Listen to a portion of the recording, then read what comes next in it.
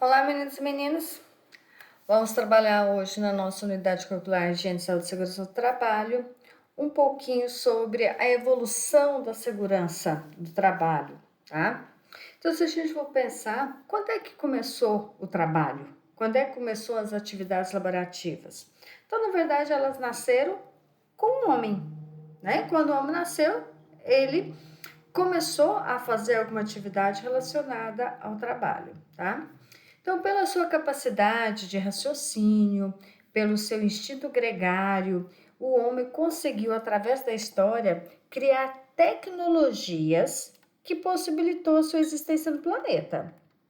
Não vou entrar no mérito de que a partir do momento que ele começa a criar tecnologias, ele também começa a destruir o planeta, né? Mas vamos entrar nesse mérito da criação da tecnologia para possibilitar a existência do homem no planeta.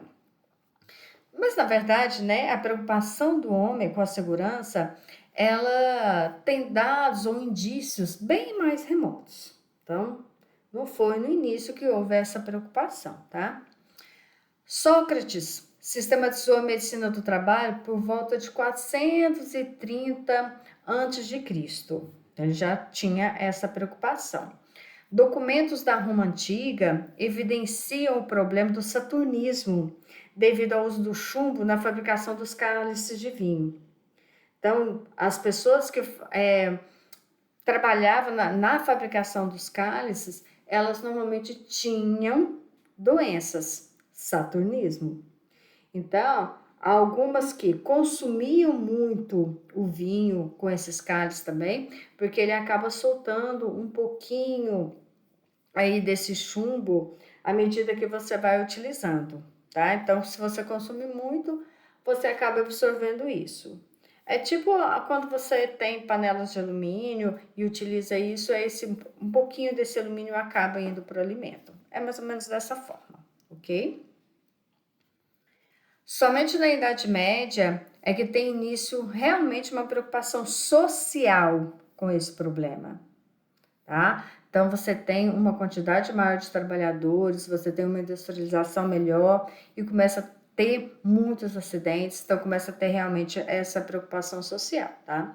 E em 1950, uma comissão conjunta com a OIT, que é a Organização Internacional do Trabalho, e a OMS, que é a Organização Mundial de Saúde, ela estabelece de forma ampla alguns objetivos na saúde ocupacional, ou seja, na saúde relacionada ao trabalho, à ocupação daquela pessoa. No Brasil, a consagração do Parques Industriais ocorreu ali na volta de 30, né, em 1930, que, embora já o mundo ter passado ali por experiências relacionadas a este assunto, a nossa massa trabalhadora, ela vivenciou os mesmos problemas que os outros países em seu início. Então, não trouxe já um aprendizado para o Brasil.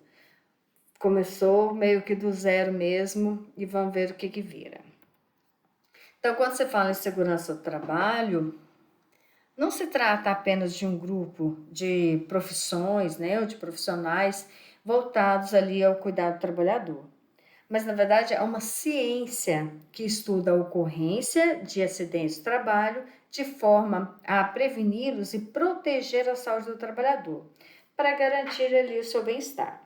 Esse bem-estar não é só físico, é um bem-estar físico, mental e social.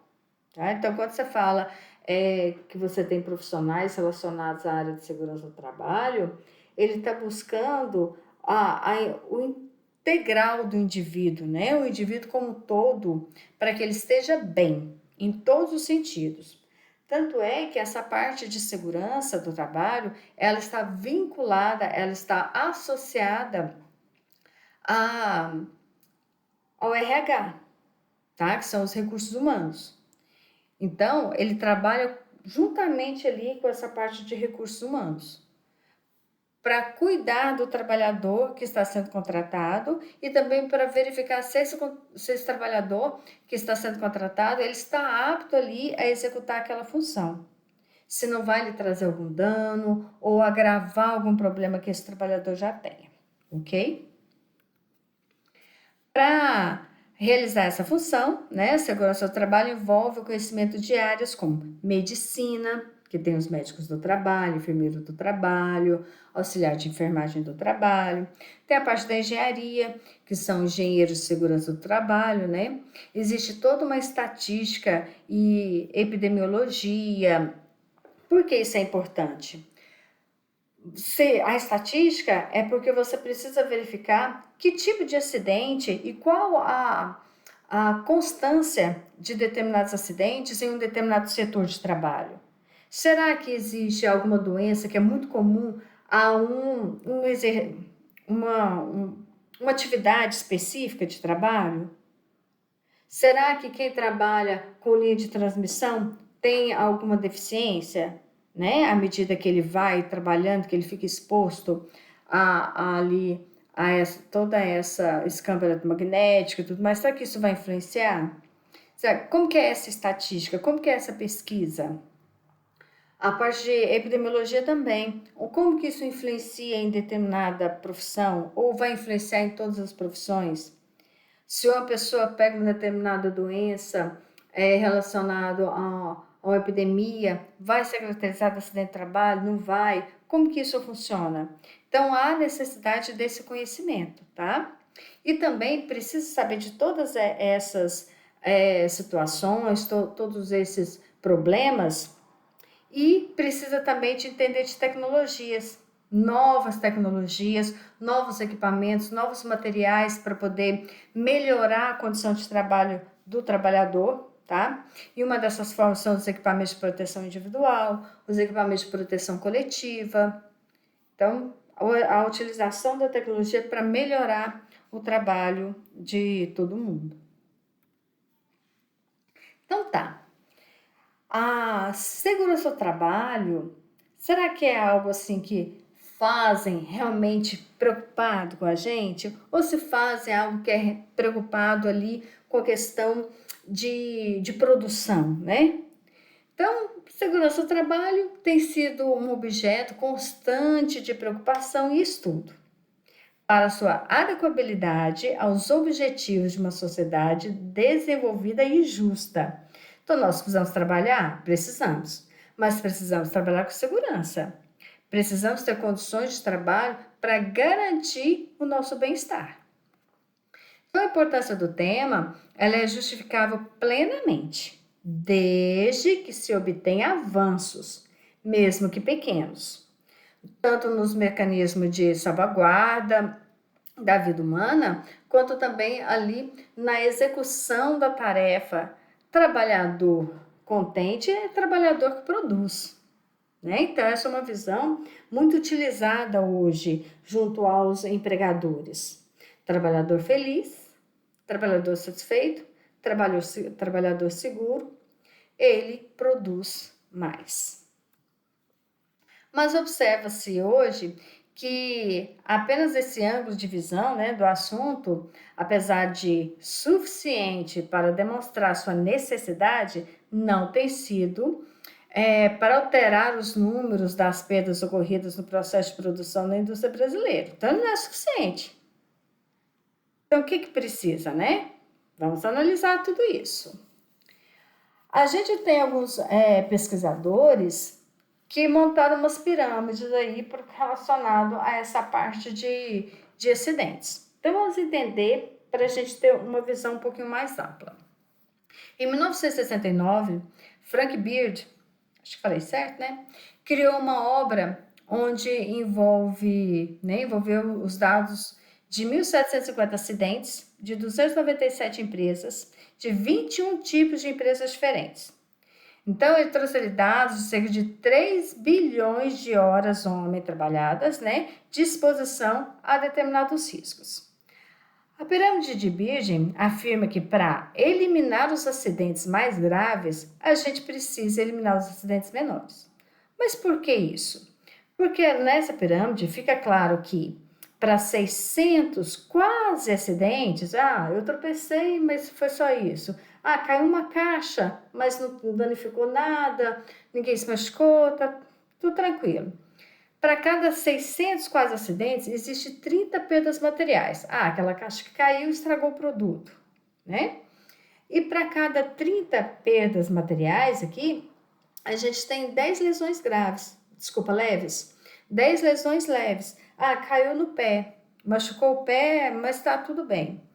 E para cada 10 dessas lesões leves, existe uma morte ou uma lesão grave. Ah, quebrou o pé, precisou ir para o hospital, teve que engessar e tudo mais, tá? Ou caiu em cima da pessoa e ela veio a óbito. Desculpa. Então, a gente tem aqui, ó, nessa pirâmide, que para cada 600 quase acidentes, a gente tem ali uma morte ou uma lesão grave, ok? E a gente tem também a pirâmide de William, né?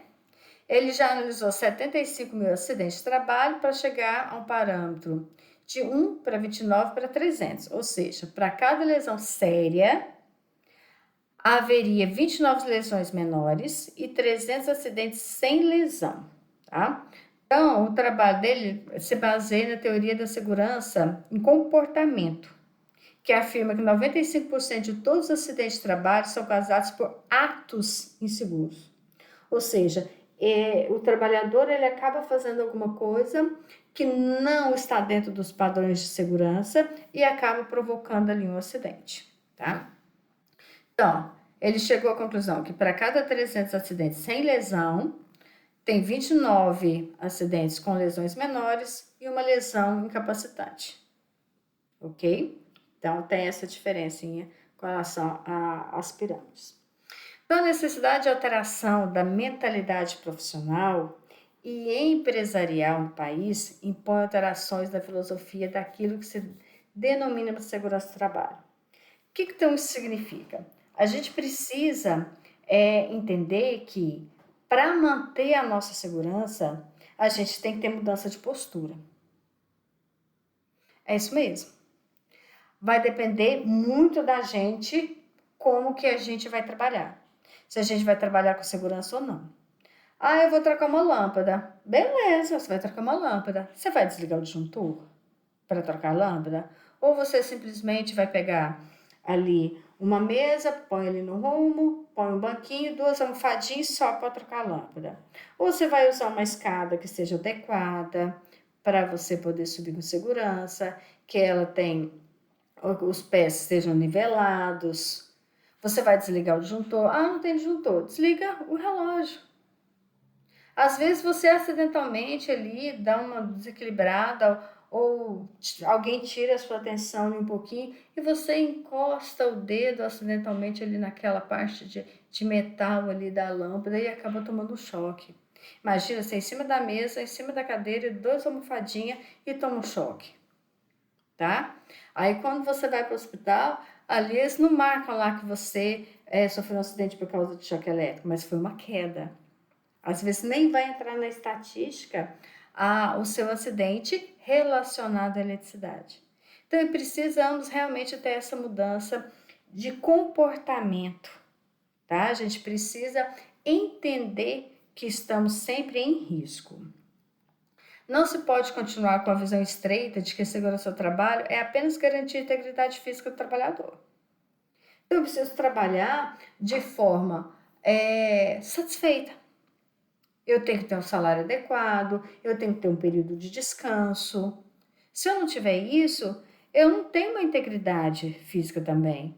Porque se o meu emocional ele não está bem, o meu físico acaba sendo comprometido, ok? Eu vou encerrar essa parte e vou continuar no próximo vídeo, ok?